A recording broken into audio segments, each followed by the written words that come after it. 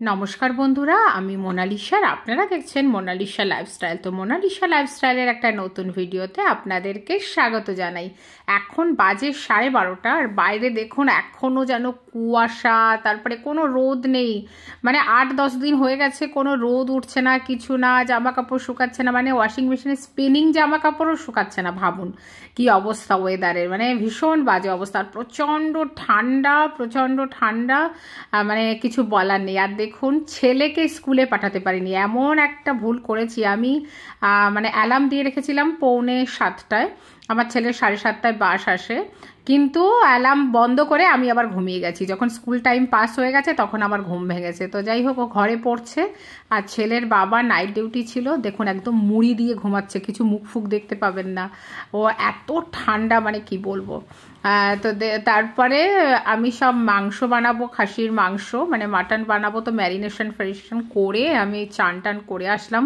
আর আজকাল মানে মাথা ধুলে চান করলে মানে আপনি ঠান্ডায় চুল, এইটুকুনি তো চুল, আমার চুলও নেই, সেটাও আমি রাখতে পারছি না, সেটাও একটু ড্রায়ার দিয়ে শুকিয়ে নিচ্ছি। এত ঠান্ডা, মানে ভিজে চুলটাও মনে হচ্ছে সহ্য হচ্ছে না, ঠান্ডায় কনকন করছে। তো চান করে উঠে একটু ড্রায়ার দিয়ে চুলটা শুকিয়ে টুকিয়ে নিয়ে এবার কিচেনে ঢুকবো। একেবারে মানে পুজো টুজো দিয়ে নিয়েছি, নিয়ে এবার একটু কিচেনে আজকে বানাবো একদম গোল গোল নতুন আলু, গোটা গোটা আলু আর গোটা গোটা রসুন দিয়ে পাতলা খাসির মাংসের ঝোল।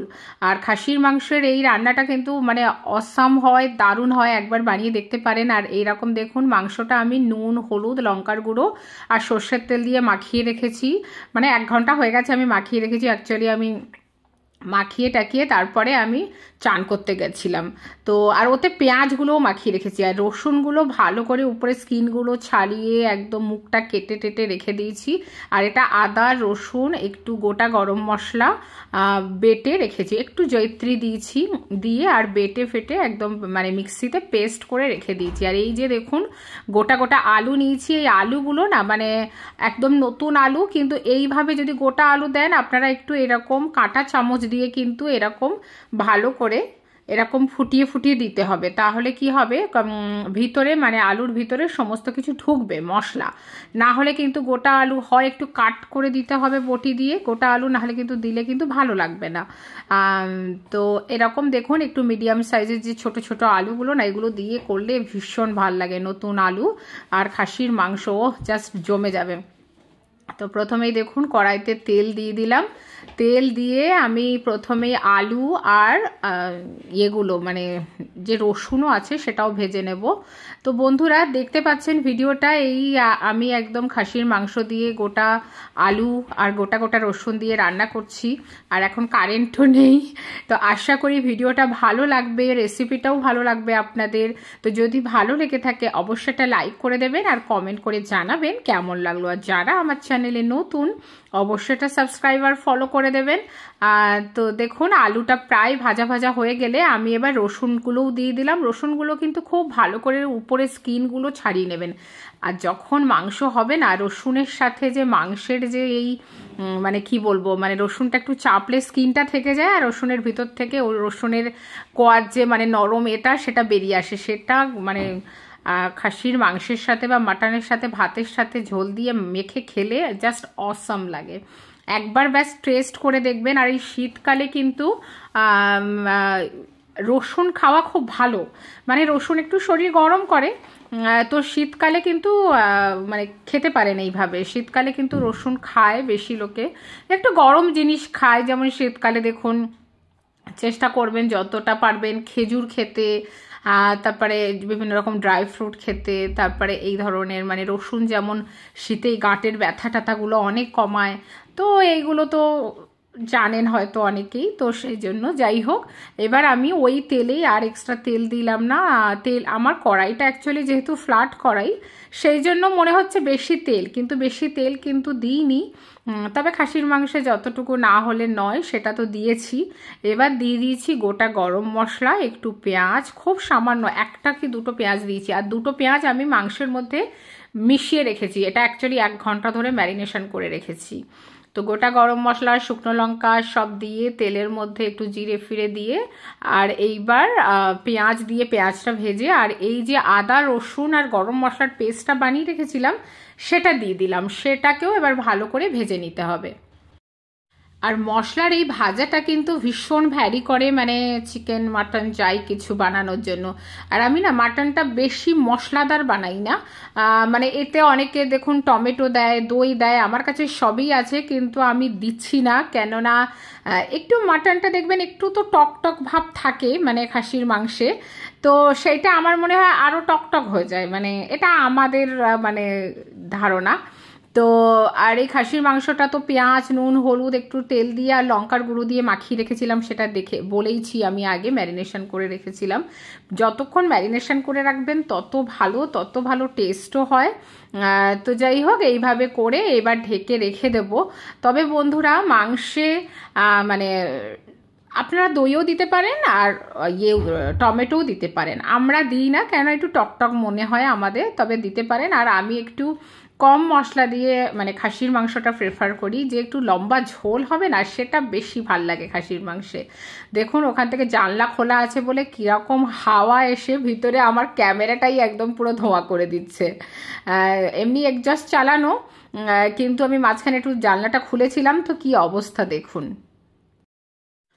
তো যাই হোক, এইভাবে দেখুন আমি কাঁচা লঙ্কা দিতে ভুলে গেছিলাম, অনেকটা প্রায় 7-8টা কাঁচা লঙ্কাও দিয়ে দিলাম। আর লঙ্কার গুঁড়ো ব্যাস দেওয়া, আমি কিন্তু কাশ্মীরি লঙ্কা দিই না, কাশ্মীরি লঙ্কার গুঁড়ো। তো এইভাবে দিয়ে আবার ঢেকে ঢেকে মোটামুটি আমি না এইভাবে আধা ঘন্টা ধরে ঢেকে ঢেকে বানাই, কেননা যত কষবেন ধীরে ধীরে জোর কমিয়ে কমিয়ে জলটা শুকানো পর্যন্ত, তত কিন্তু যে কোনো মাংস, খাসির মাংস হোক মুরগির মাংস, তত টেস্টি হয়।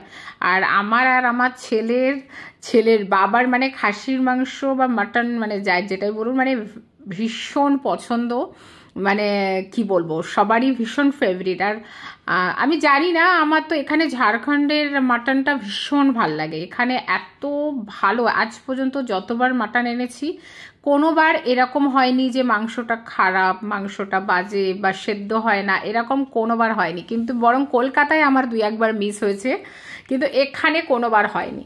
তো দেখুন মাংস যখন প্রায় মানে কষা কষা হয়ে এসছে, তখন আমি দিয়ে দিলাম আলু আর যে রসুনটা যেটা ভেজে রেখেছিলাম সেটাও দিয়ে দিলাম, দিয়ে তারপরে এতে দিয়ে দিলাম একটু জিরে গুঁড়ো আর ধনে গুঁড়ো। আমি কিন্তু আগে থেকে দিই না, মনে হয় যেন মশলাটা পুড়ে যায়, এখন দিলে এই সময় ব্যাস একটু দিয়ে ঢেকে রাখলেই দেখবেন মাংসটা দেখুন কারেন্ট চলে গেল, দেখেছেন?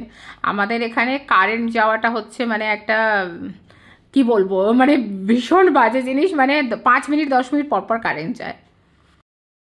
তো যাই হোক এইভাবে কষে টষে ভালো করে এইবার হয়ে গেল। এবার আমি গরম জল দিয়ে দেবো, আর এটা না আমি প্রেশার কুকারে দেব। আপনারা এইভাবে একবার গোটা রসুন, গোটা মানে একদম নতুন আলু দিয়ে একবার খাসির মাংস বানিয়ে দেখুন, খাসির মাংসের মানে টেস্টই কিছু চেঞ্জ হয়ে যায়। আর সত্যি কথা বলতে একটু হালকা করে বানাবেন, যেমন মুরগির মাংস দেখবেন একটু মশলাদার একটু মাখো মাখো হলে ভালো লাগে, কিন্তু খাসির মাংস না একটু পাতলা পাতলা ঝোল হলে আমাদের খুব ফেভারিট আর কি। তো এবার প্রেশার কুকারে দিয়ে দিলাম, আর উপর থেকে একটু গরম মশলা দিয়ে দিলাম, একদম মানে যে কোনো গরম মশলার গুঁড়ো আমি দিয়ে দিতে পারেন আপনারা। আর এই যে কালারটা দেখুন, এখনই কালারটা যে চলে এসছে না, মানে কিছু বলার নেই। আর এবার একটু গোলমরিচের গুঁড়োও আমি এর উপরে দিয়ে দিলাম, দিয়ে ভালো করে একটু নাড়িয়ে দিচ্ছি, দিয়ে ঢাকনাটা এঁটে দেবো, দিয়ে 4টে কি 5টা সিটি দেবো। আপনাদের প্রেশার কুকারের সিটি অনুযায়ী আপনারা দেবেন। এবার দেখুন নামিয়ে নিয়েছি, সিটি একদম বন্ধ হলে তারপরে আমি খুলেছি প্রেশার কুকারের ঢাকনা। এবার আমি এটাকে ডেকচিতে ঢেলে নিচ্ছি, কেননা প্রেশার কুকার থেকে তুলে না রান্না মানে নিতে খুব অসুবিধা হয়। দেখুন একদম পাতলা ঝোল, যা অসাম টেস্ট হয় না মানে কি বলবো।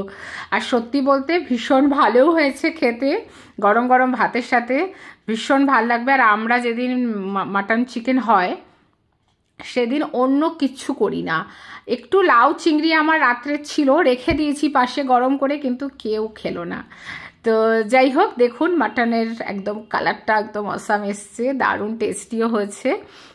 তো আশা করি পুরো ভিডিওটা ভালো লেগেছে আপনাদের, আর যদি ভালো লেগে থাকে অবশ্যই এটা লাইক করে দেবেন আর কমেন্ট করে জানাবেন কেমন লাগলো। আর যারা আমার চ্যানেলে নতুন অবশ্যই এটা সাবস্ক্রাইব আর ফলো করে দেবেন, আর প্লিজ ভিডিওটা অন্যদের কাছে শেয়ার করার অনুরোধ রইল। আর আমার ছেলের অবস্থা দেখুন, খাচ্ছে আর একদম চোখ মুখ একাকার করছে।